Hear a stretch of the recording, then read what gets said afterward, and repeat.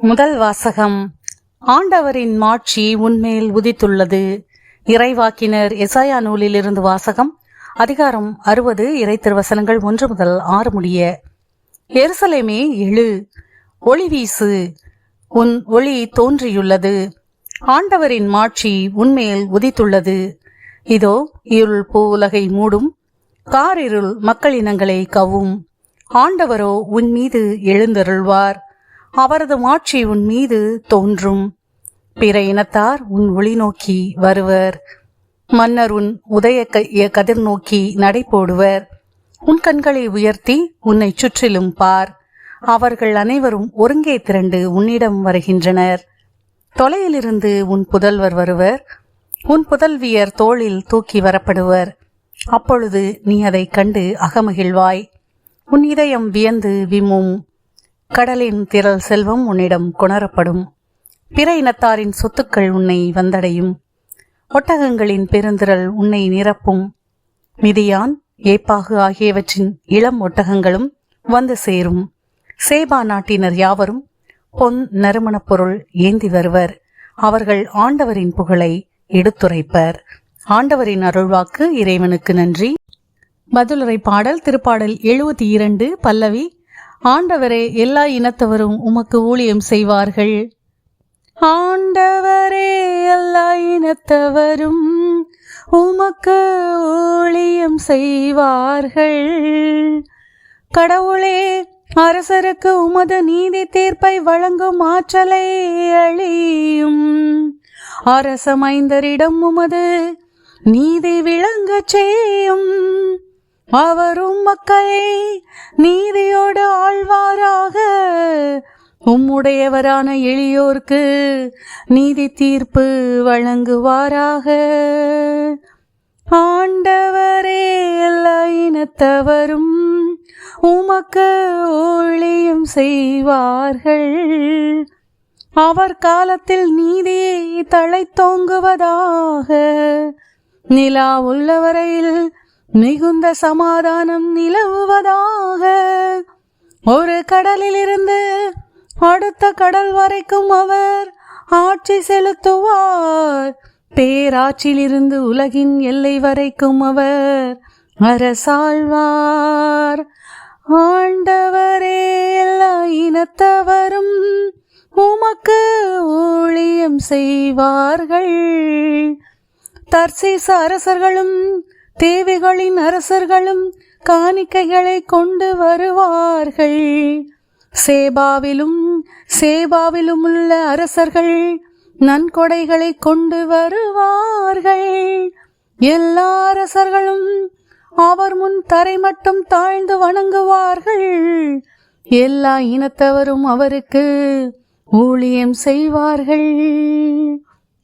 ஆண்டவரே, எல்லா இனத்தவரும் உமக்கு ஊழியம் செய்வார்கள். தம்மை நோக்கி மன்றாடும் ஏழைகளையும் திக்கற்ற எளியோரையும் அவர் விடுவிப்பார். வறியோர்க்கும் ஏழைகட்கும் அவர் இரக்கம் காட்டுவார். ஏழைகளின் உயிரை காப்பாற்றுவார். ஆண்டவரே, எல்லா இனத்தவரும் உமக்கு ஊழியம் செய்வார்கள். இரண்டாம் வாசகம். பிற இனத்தாரும் கிறிஸ்து இயேசுவின் மூலம் உடன் உரிமையாளர் என இப்போது வெளியாக்கப்பட்டுள்ளது. திருத்தூதர் பவுல் எபேசியருக்கு எழுதிய திருமுகத்திலிருந்து வாசகம். அதிகாரம் 3, இறை திருவசனங்கள் 2 முதல் 3 மற்றும் 5 முதல் 6 முடிய.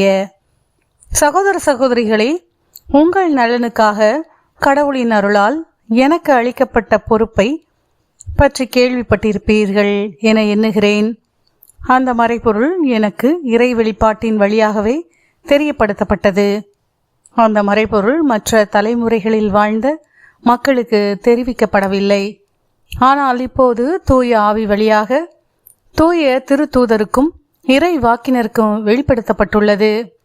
நற்செய்தியின் வழியாக பிற இனத்தாரும் கிறிஸ்து இயேசுவின் மூலம் உடன் உரிமையாளரும் ஒரே உடலின் உறுப்பினரும் வாக்குறுதியின் உடன் பங்காளிகளும் ஆகியிருக்கிறார்கள் என்பதே அம்மறைபொருள். ஆண்டவரின் அருள்வாக்கு. இறைவனுக்கு நன்றி. நற்செய்தி வாசகம். அரசரை வணங்க வந்திருக்கிறோம். மத்தேயு எழுதிய தூய நற்செய்தியிலிருந்து வாசகம். அதிகாரம் 2 இறை திருவசனங்கள் 1 முதல் 12 முடிய. ஏரோது அரசன் காலத்தில் யூதேயாவில் உள்ள பெத்லஹேமில் இயேசு பிறந்தார். அப்போது கிழக்கிலிருந்து ஞானிகள் எருசலேமுக்கு வந்து, யூதர்களின் அரசராக பிறந்திருக்கிறவர் இங்கே, அவரது விண்மீன் இலக்கண்டோம், அவரை வணங்க வந்திருக்கிறோம் என்றார்கள். இதை கேட்டதும் ஏரோது அரசன் கலங்கினான். அவனோடு எருசலேம் முழுவதும் கலங்கிற்று. அவன் எல்லா தலைமை குருக்களையும் மக்களிடையே இருந்த மறைநூல் அறிஞர்களையும் ஒன்று கூட்டி, மெசியா எங்கே பிறப்பார் என்று அவர்களிடம் விசாரித்தான்.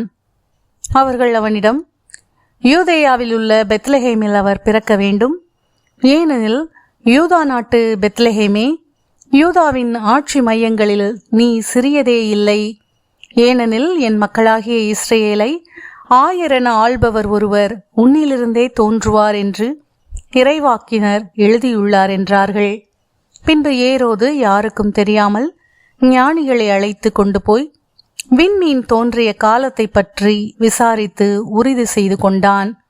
மேலும் அவர்களிடம், நீங்கள் சென்று குழந்தையை குறித்து திட்டவட்டமாய் கேட்டு எனக்கு அறிவியுங்கள், அப்பொழுது நானும் சென்று அக்குழந்தையை வணங்குவேன் என்று கூறி அவர்களை பெத்லஹேமுக்கு அனுப்பி வைத்தான்.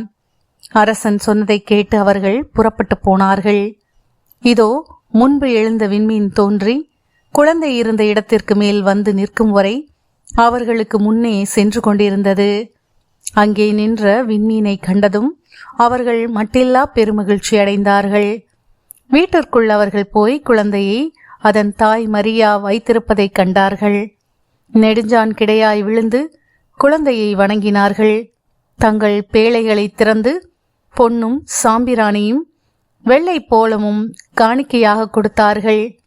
ஏரோதிடம் திரும்ப போக வேண்டாம் என்று கனவில் அவர்கள் எச்சரிக்கப்பட்டதால் வேறு வழியாக தங்கள் நாடு திரும்பினார்கள். ஆண்டவரின் அருள்வாக்கு. கிறிஸ்துவே உமக்கு புகழ்.